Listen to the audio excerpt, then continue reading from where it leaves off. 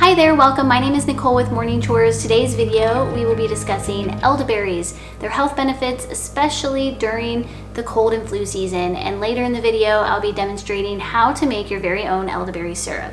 Before we continue, I just want to mention that it's important to seek the advice of your medical doctor before trying any medicinal things at home, so be sure to do your research and continue at your own discretion. Elderberry is something that I'm very passionate about, and I talked about it quite often in my garden tour videos. Those you can find on the channel, but I love to grow elderberry. It's super easy to grow.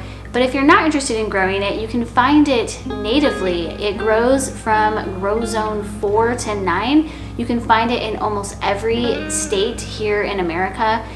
So it's very versatile. It's very readily available both in nature or you can plant it yourself. Usually in nature, you find it where water meets land. So you might find it along the banks of a creek. You might find it at the edge of a woods. We have a native plant kind of growing in our brush, a really thick brush, and it's probably 20 feet tall. Unfortunately, I can't get to it because it's surrounded by poison ivy, and I am highly allergic to poison ivy. So I decided to plant my own, and I will link the farm that I ordered mine from. They are called River Hills Harvest, but I ordered my starts several years ago now, and they have done so well, and I've cut starts from my original plants and have planted new plants.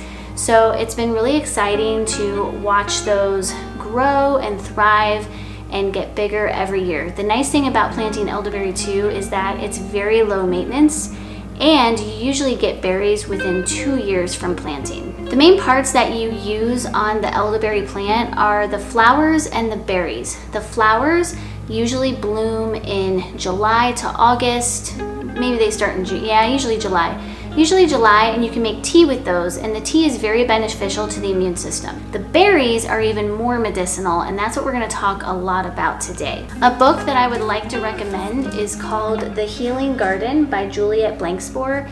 This is an amazing, beautiful book. It's kind of like a glorified textbook, but she has a whole section in here on elderberries, and what I love about this book is she lays it out very simply with these beautiful pictures, and she's got all of the history of elderberry and folklore, which is always interesting to read.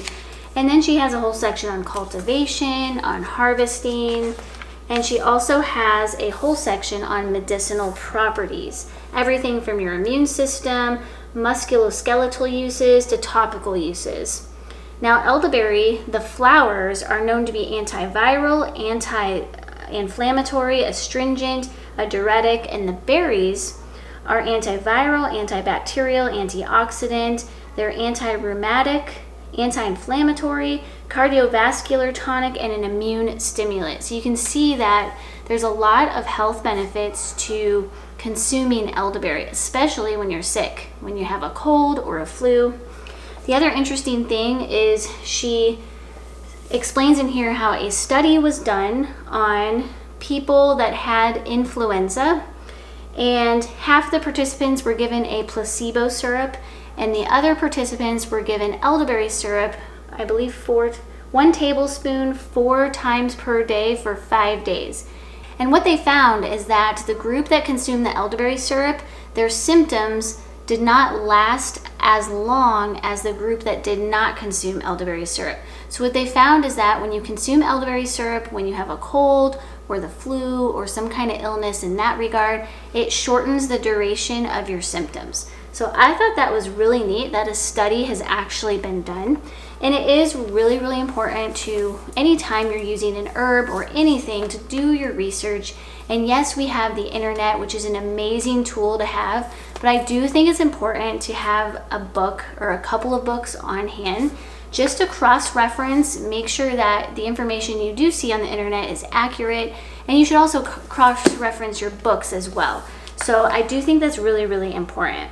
For us here, we use elderberry syrup mainly during the cold and flu season. So right now, I'll take it maybe once a week. I'll do a shot glass once a week. If I feel something come on, I will up that to 2 to 3 tablespoons a day. And then during my illness, I will take it as much as 5 times a day. And you don't want to forget about your immune system in the summertime. It's easy to forget because usually we associate illness with colder weather, but there's been many times that I've had a cold in the summer season. So it's really important that you keep your immune system up during the warmer months too, so you can take this throughout the year. Or as I said earlier, you can make a tea with the elderberry flower to get some of those immune boosters in your system during the warmer months. I'm gonna go ahead and grab my tools and my ingredients, and let's get started making this delicious and very wholesome elderberry syrup. When I harvest my elderberries, I clip them off, and I have several videos of this and clips of me harvesting the elderberries. Usually they're ready in July to August. This year I began harvesting in July, and I harvested right up to frost. It was really, really crazy. It was an abundant, amazing year for elderberries. But when I harvest them, all I do is take a pair of scissors and I just clip below the umbrella of berries. I don't go out there and pick every individual berry, or you would be out there forever. So I just clip right under the umbrella of berries, and then I immediately put them in a plastic bag. And once the bag is full, I just put those in my freezer, and I keep them in my freezer until I'm ready to properly process them and make elderberry syrup. So it is now December. It's a little bit later than I usually begin making elderberry syrup, but they've been in the freezer, and I like to freeze them before removing the berry from the vine, because it's much easier to remove the berry when they're frozen. If you try removing the berry when they're not frozen, they mush and your fingers get all purple, and it's just much more difficult. And as you can see, they're literally just falling off, literally just falling right off. So it's so much easier. So this is what I'm gonna do now. I'm gonna try to process this whole bag here, and then once I have those done, then we can show you how to assemble and make the elderberry syrup.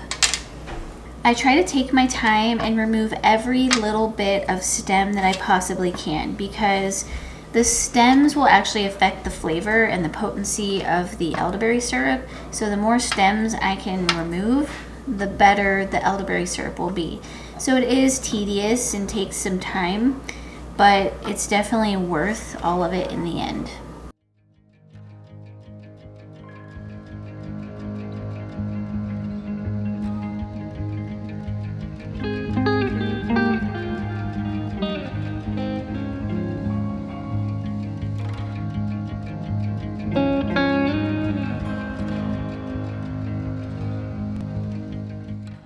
It's evening time, and I usually like to assemble my elderberry syrup in the evening because it needs to cook on low for 8 hours. So I like to do it at nighttime before I go to bed, so it can cook on low all night long while we're sleeping, and then in the morning I can finish it out. Now, if you don't prefer to do that, you can always do it early in the morning and then finish it by evening time. So whatever you prefer. But the first tool that you need is a crock pot. If you don't have a crock pot, you can do this on the stove. In a stock pot, just put it on low. You want to make sure that you're cooking this on a low temperature. We want to slowly get those nutrients out of the ingredients. We don't want to cook it necessarily. So we're more or less steeping it for a very long time. This is a really easy recipe, and I will have it in the description box below. But the first ingredient that you want to put in your crock pot is 4 cups of elderberries. Now, I've mostly removed the stems, although I keep picking some more out, and I probably will again after I pour them in here. But we've got 4 cups of elderberries, just the berries, no stems, no leaves, all that purple goodness. The next ingredient is Double E Immune Booster Tea, and I will link the store that I order this from in the description box below. This is an optional ingredient, but I love to add it because there are herbs in here that are what its name says. It boosts your immune system, and I just kind of figure, why not enhance this a little bit more and make it even better?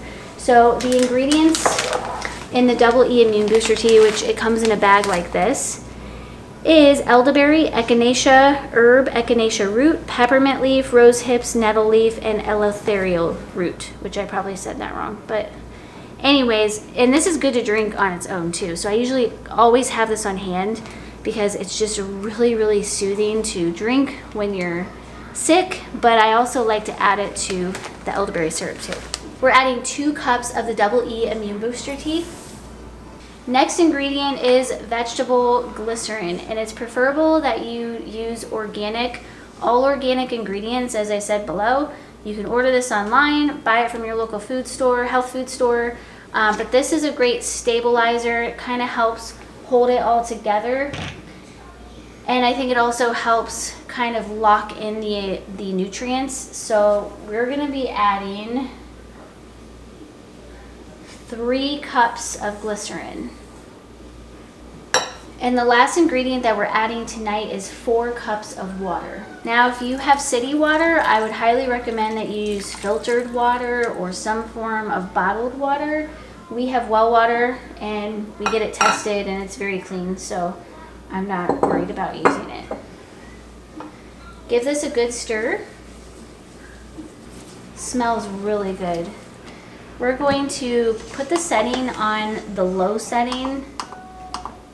So I just put mine on the warm setting, and we're gonna let this sit for 8 hours, and we'll show you what to do next in the morning.